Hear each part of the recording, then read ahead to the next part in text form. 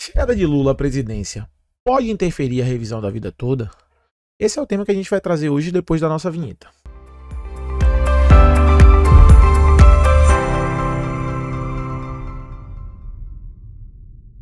Meu nome é Luan, você está no Radar do Benefício. E se você gostar do conteúdo, considere se inscrever. A gente está fazendo um trabalho aqui de muito conhecimento, um trabalho bem rebuscado para trazer à população, a vocês inscritos, informações acerca dos seus direitos previdenciários e benefícios governamentais. E é um trabalho que é de graça, a gente não cobra nada por isso. E assim, a única forma de você retribuir a gente é clicando aí no botãozinho de se inscrever no canal, dar joinha, compartilhar aí os vídeos nos grupos de WhatsApp e tudo mais. E além disso, é interessante que vocês participem no comentário. A gente aqui no Radar é o único canal que faz resposta aos comentários. Seja ele aí nos comentários digitando direitinho ou fazendo vídeos para vocês. Inclusive, se vocês quiserem interagir aí com a gente vai estar trazendo lives para poder responder os comentários de vocês. Então, assim, sem mais enrolações, vamos ao vídeo de hoje. Revisão da vida toda. É sabido que o processo de revisão da vida toda encontra-se pendente de julgamento no gabinete do ministro relator André Mendonça e sem previsão quando irá ocorrer tal julgamento. Se você quiser saber mais sobre a revisão da vida toda, a gente tem uma playlist aqui que explica o que é a revisão da vida toda e, além disso, a gente explica também os possíveis entraves e as possibilidades aí para requerimento da revisão da vida toda, como a decadência e tudo mais. Então, se você quiser saber mais sobre o assunto, acesse a playlist que vai estar aí no canal. Pois então, caso o contexto político influenciasse as decisões do Supremo Tribunal Federal, STF, a chegada de Lula como novo presidente em 2023 poderia ajudar no julgamento da revisão da vida toda? Essa é a pergunta que a gente vai responder no vídeo de hoje, e é interessante vocês perceberem que essa resposta, ela é uma resposta extremamente fundamentada na realidade fática da atuação do Supremo Tribunal Federal, tá? Bem, a princípio pode-se dizer que não. E quando a gente diz que não, a gente tem um porquê para isso. Porque devido ao princípio da separação de poderes, que garante a independência entre os três poderes, os ministros do STF possuem uma autonomia para julgar as demandas de acordo com suas convicções. E aí, essa separação que separa aí judiciário, legislativo e executivo é a premissa da nossa Constituição. E o presidente, que é do executivo, não poderá influenciar sobre as decisões do judiciário, pelo menos à primeira vista. No entanto, a gente sabe que na prática as coisas não funcionam assim, e por isso eu disse, quando a gente trouxer aqui a fundamentação do porquê isso pode mudar, do porquê isso pode acontecer, a gente está trazendo a realidade fática dos julgamentos do STF. No entanto, é inegável que o jogo político pode sensibilizar o poder judiciário, principalmente em questões de relevância social. Então, essa interação política entre os poderes pode ser determinante para o julgamento de uma pauta, inclusive no STF. Embora não devessem, os ministros, como seres humanos que são, em maior ou menor grau, têm predileção por certas figuras políticas em detrimento de outras, ou sentem-se inclinados mais a um lado que a outro, em virtude de sentimento de gratidão, dívida, por ter chegado a tal cargo graças à indicação do presidente da República, por exemplo. E essas são variáveis que podem compor o julgamento. Vale lembrar que dos 11 ministros atuais da Corte, 7 foram nomeados no governo do Partido dos Trabalhadores, PT. Além disso, até outubro de 2023, com a aposentadoria de Ricardo Lewandowski e Rosa Weber, Lula terá que nomear mais 2 ministros, totalizando assim 9 ministros empossados na gestão do petista contra apenas 2 empossados no governo do atual presidente Bolsonaro. Sendo assim, o que se passa na sucessão presidencial pode ter relevância no julgamento de uma questão previdenciária, sim, apesar de não parecer. Isso porque, além das inclinações pessoais subjetivas dos ministros, e o mérito da demanda, também merece atenção o resultado econômico que esta carrega. Então perceba, quando a gente avalia a conjuntura política, a gente tem uma situação favorável para os ministros restabelecer a relação de boa vizinhança, podemos dizer assim, com o poder executivo, trazendo aí uma interação mais sólida entre os poderes, e o reflexo dessa revisão pode gerar situações econômicas favoráveis para os aposentados e pensionistas. Então, um reflexo social bem significativo. Embora todos os aposentados que buscam a revisão da vida toda já tenham contribuído previamente por aquilo que pleiteiam, isto é, em outras palavras, a revisão foi autofinanciada, o reconhecimento do direito gera um custo, até porque a gente não trabalha no sistema de capitalização de previdência. O que é o sistema de capitalização? Não é o que você contribui que vai pagar o seu benefício no futuro.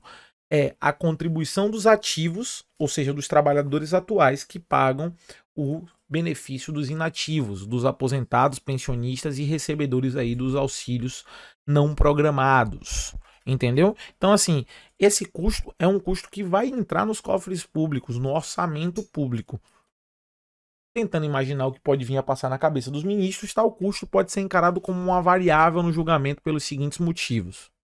Possível reatalização indireta ao atual presidente do Brasil, Jair Bolsonaro, por desavenças institucionais, tendo em vista que este declarou guerra a vários ministros do STF. Possível a oportunidade de gerar popularidade, pois a revisão é justa e gera forte apelo social e tem lastro financeiro prévio. Então perceba que a condicionante dos ministros não deveria seguir por nenhuma desses critérios, mas é possível sim, com a atual aproximação do governo do executivo ao STF e a relação institucional menos desgastada com a troca do poder, pode favorecer sim julgamentos de pautas como essa. E inclusive no julgamento do STF haver o que a gente chama de modulação dos efeitos da decisão judicial, que é o STF tentando agradar os dois lados, tentando favorecer os aposentados e pensionistas sem prejudicar tanto o orçamento.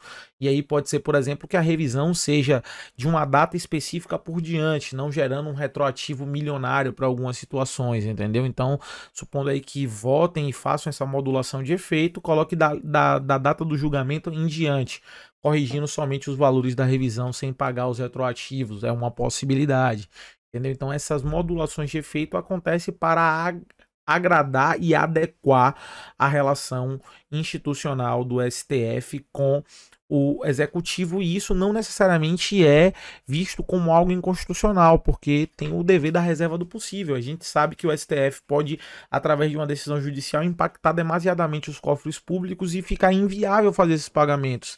Então, se você tem uma boa relação entre o executivo e o judiciário, para que o judiciário leve em consideração essas pautas, é possível que a pauta da revisão da vida toda destrave.